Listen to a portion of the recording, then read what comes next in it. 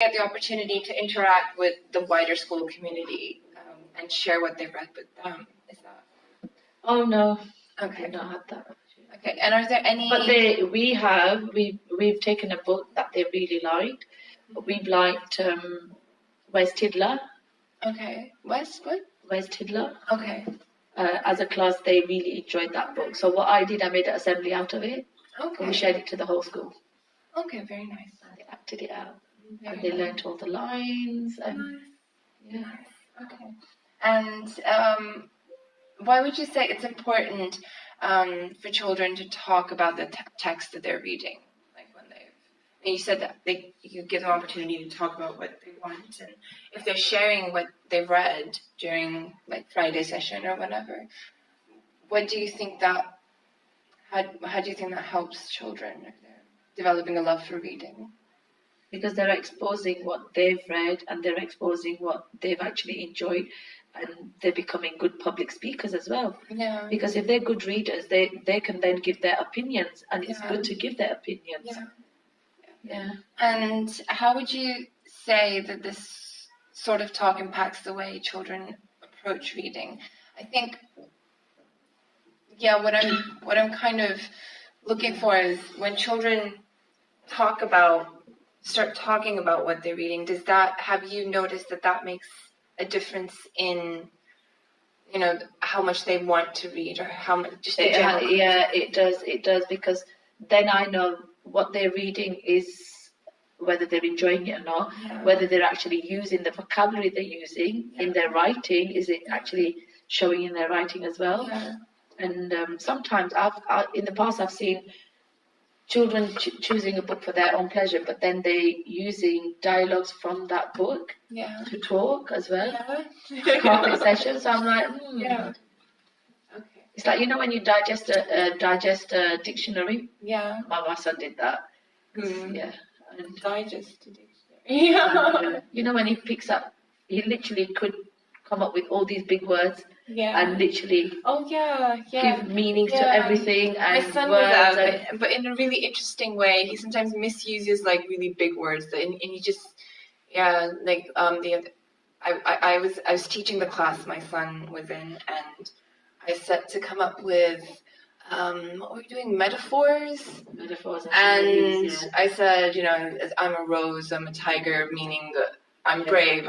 It's like I am an optical illusion, and I'm like, what? What is that? Now, my son actually did that, but he's a barrister and comes out with the biggest words, and that's a good profession to be in if you're eloquent. Very, very articulate. And my daughter's a doctor, so they've actually had the love for books from a young age. Wow. All four are professionals, my children. Wow. Okay. And let me see. I just don't want to miss anything out. How do you think it's impacted the way? Okay. Have your trainings or this? How long have you been working in this school? In this school, 4 years. It's going to be the 4th year.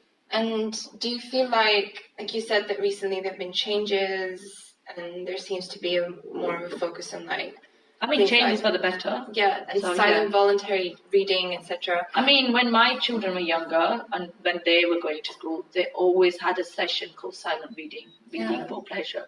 Everything comes about in roundabouts. Yeah. So it does seem like that. Yeah, it does. But they run away and then it's back. But then they call it a different thing, but it's the same thing. Yeah. They had a lot of emphasis back in the days. Yeah. And now it's coming back. So And have you changed the way you structure your classroom or plan your day based on changes made that focus on reading for pleasure? We can't really change our day because we have a set timetable. Yeah. So we have to adhere to that timetable. Yeah. So. But the structure of the classroom, anything that you feel that this is something that's. In the guided reading, we can adapt and change according to our needs. Okay. But we have to do reading in there. Okay. Things to do with reading. That's why I've started giving them comprehension. Yeah. And they read it, they answer the questions, and this will help them in year 2 as well. Okay. And in your own sort of development of your own ideas of what reading for pleasure is, are there any influences that you can think of besides the trainings that you've had? I've showed them pictures of me going on holiday reading a book, and my children reading, and you can read on the plane, you can read everywhere, yeah. But where do you think this comes from? I mean, I know that you've got your trainings, and then the trainings highlight the importance, and then the teacher goes and implements that. But do you think that's the thing is, not every teacher has a desire for reading. Yeah. Not every teacher loves books. Yeah. They just do it because they have to do it. Okay. And so you feel that this is something you do? I actually love books, and I've exposed that to my children from a very young age. Yeah. I went out and bought every big series of books. Yeah. I didn't actually force them, you have to read it. Yeah. I just kind of had it in their rooms. Yeah. So at some stage they took it out and read it. I think this is what I'm noticing, and I think this is what the research also says, that ultimately it is teachers who are readers themselves and love books themselves that manage to do it in tiny little ways and manage to transfer it to their kids as well. And you've talked a lot about the support that you're getting from your school and from changes that are being made, and you've worked in several schools. Yes. And so what kind of do you feel like the kind of support you get from school makes a huge impact? I think it does, because if the school is going to be tight with their budget and not give us books and not give us enriched, wide range of books, then obviously the children are being hindered. Yeah, and then it's going to be difficult. And then has how you involve the parents of your Year 1 students changed much since? Oh, we have we also have another thing called drop-in sessions in the mornings. Yeah, I saw the soft start thing. It's called Soft Start, where we have a group of parents coming in and reading with their children. Okay. And that's nice. That's nice. And how we had to do it like that because we wanted to contain them. Otherwise, I was getting a lot of parents, and it wasn't meeting the purpose. Okay. So this way it's more contained and it's more intimate, and they're actually doing what they have to do. Sit with your child. You might not necessarily have that time at home, but at least coming at 22 till 10 to. You've got that good 15 minutes sitting there reading a book with your child and sharing it. So. And is this again? This is part of the school's Reading for Pleasure initiative. And are there trainings or orientations where parents were reading for pleasure? They're being told. I mean, every time we have curriculum meetings, we have a curriculum meeting every 6 weeks. With parents? With parents. Okay. We have a curriculum meeting. And we tell them, this is what your child will be learning this half term. This is the things we're going to be doing. And we always talk about the reading. We emphasize about their reading and how they read and what they read and what they need to do in order for the child to have a pleasure for reading. Okay. And how do you think this, involving the parents, the little things that, with the Soft Start, how do you think this has helped in developing a love for reading for the children? The children that weren't getting the time with their parents and say that they don't listen, I've noticed a difference, that they're sitting and actually communicating with them.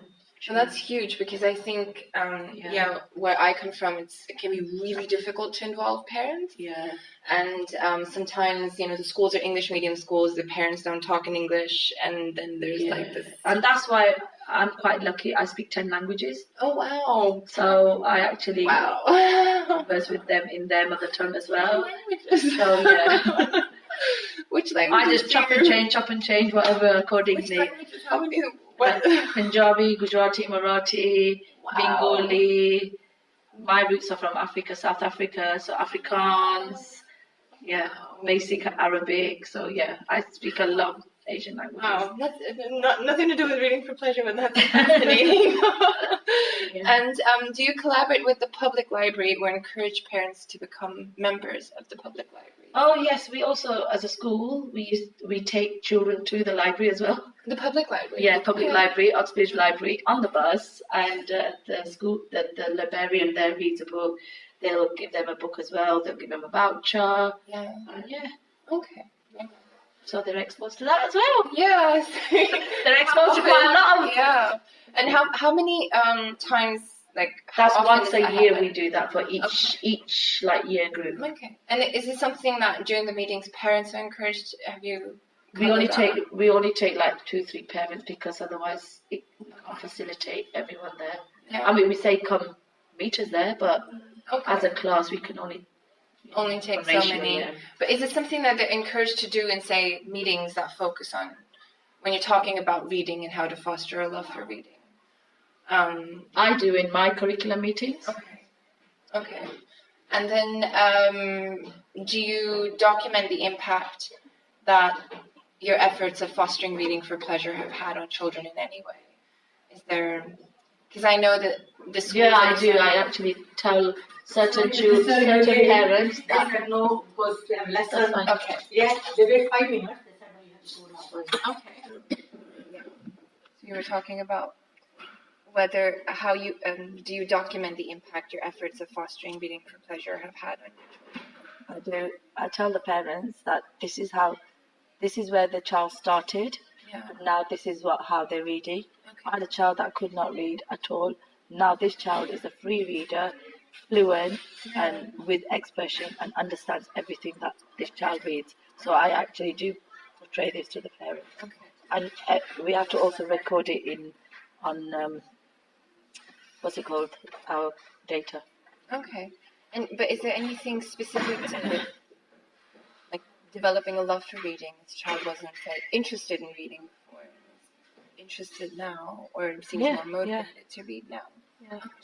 And then I tell them the reason why they've actually implemented the love for reading, because they're getting exposed to a wide genre here. Yeah. So and do you think that you and teachers face added challenges in focusing on reading for pleasure with, the demands of year one, the curriculum demands, and the focus on do you think that as a year one teacher you'd face more challenges?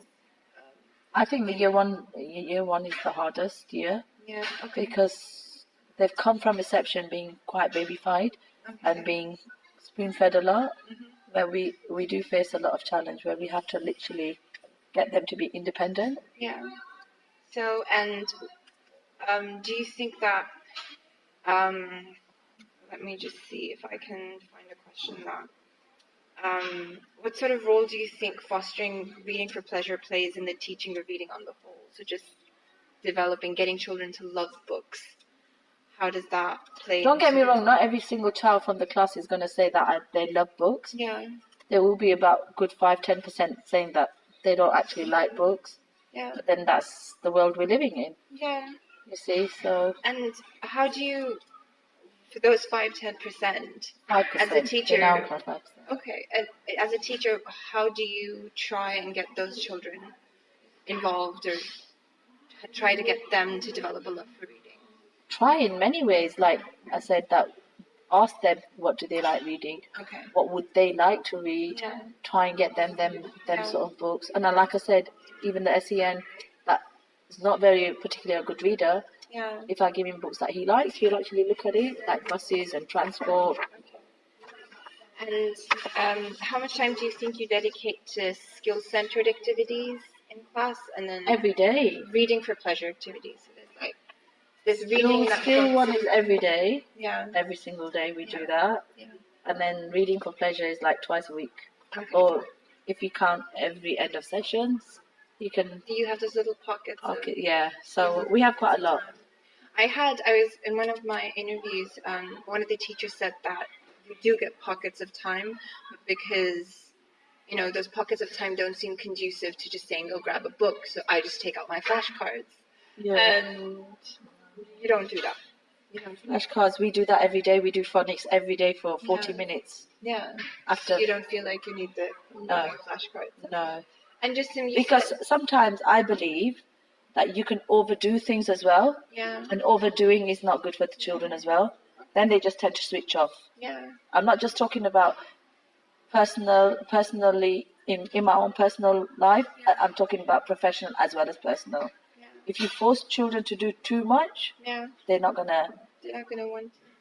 I think and I think maybe some of They that. need that balance. They need that middle Yeah. ground. Yeah, no, but I've seen in Pakistan also they tend to focus so much on phonics that children. You know, we read, a lot of children, we read Arabic, we read English like they read Arabic. Like I can decode Arabic, but I don't understand Understand a single it, yeah. word. So you can do that, and then there's But that's what I'm saying. yeah. That's why I don't believe.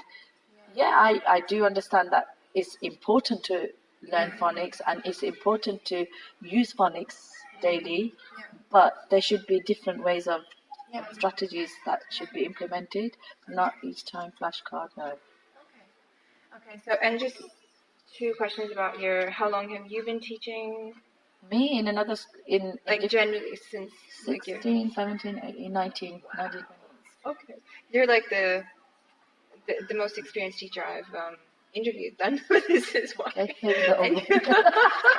a lot of them have been like 4 years, 5 years, younger teachers. So yeah, that's why I say things go around, get Then you have slipped more. away, then they come back, and yeah. I've noticed that because when you read about the history of reading, Yeah, you see and the I did phonics went 2 away. dissertations on reading.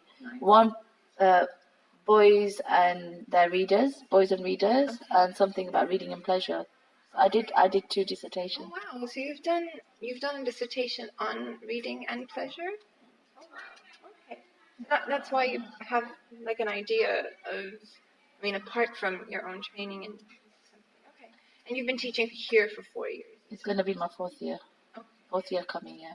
Okay, and you have probably you have a PGCE, obviously, but you've done 2 dissertations. Have you also got? I did a BA in education in context, Okay. and I had to do a dissertation for that as well. Okay. I didn't go for the QTS purely because I was teaching, Yeah. and then I decided to do the PGC after that as well. Okay. This is fun. It's like it doesn't sound like fun from what I hear from other people, but okay. Thank you very much. We finished in 46 minutes. So. You said 45 minutes, but yeah. Yeah.